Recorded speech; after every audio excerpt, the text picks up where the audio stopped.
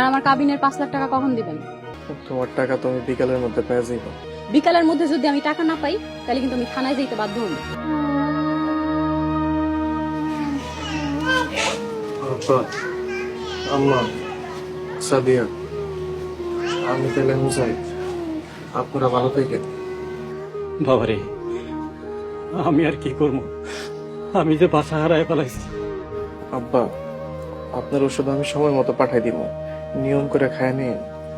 আম্মা, আব্বার দিকে একটু খেয়াল রাখেন। আর সাদিয়া, ঠিক মতো পড়াশোনা করো।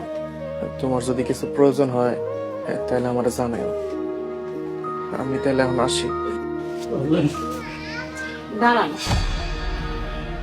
আপনি আমারে ডিভোর্স দিবেন না?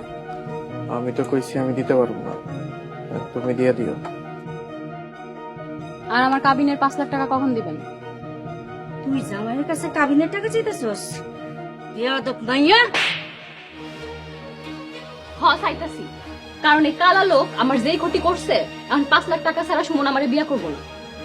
যে পোলা 5 লাখ টাকা ছাড়া বিয়ে করবো না, আর যাই হোক, ওই পোলা ভালো হইতে পারে না, ওই পোলা ভালো হইতে পারে না। আমি এত কিছু শুনতে চাই না, আমি সুমনরেই বিয়া করবো। তোমার টাকা তুমি বিকালের মধ্যে পেয়ে যাইবা। ঠিক আছে, বিকাল পর্যন্ত সময় দিলাম। বিকালের মধ্যে যদি আমি টাকা না পাই তাহলে কিন্তু আমি থানায় যাইতে বাধ্য হব। থাক, থানায় আর যাইতে হইব না। আমি কালা হইতে পারি, কিন্তু বেঈমান না। বাবা,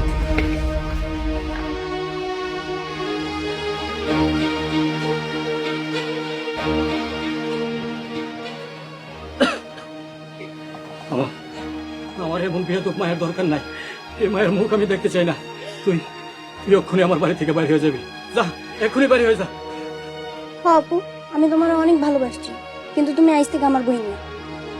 তোর মতো মাইয়াদের জন্ম দিয়ে আমি ভুল করছি। তোমগো সবার যা খুশি কও, তাতে আমার কিছু যায় আসে না। আমি সুমনরেই বিয়া করবো।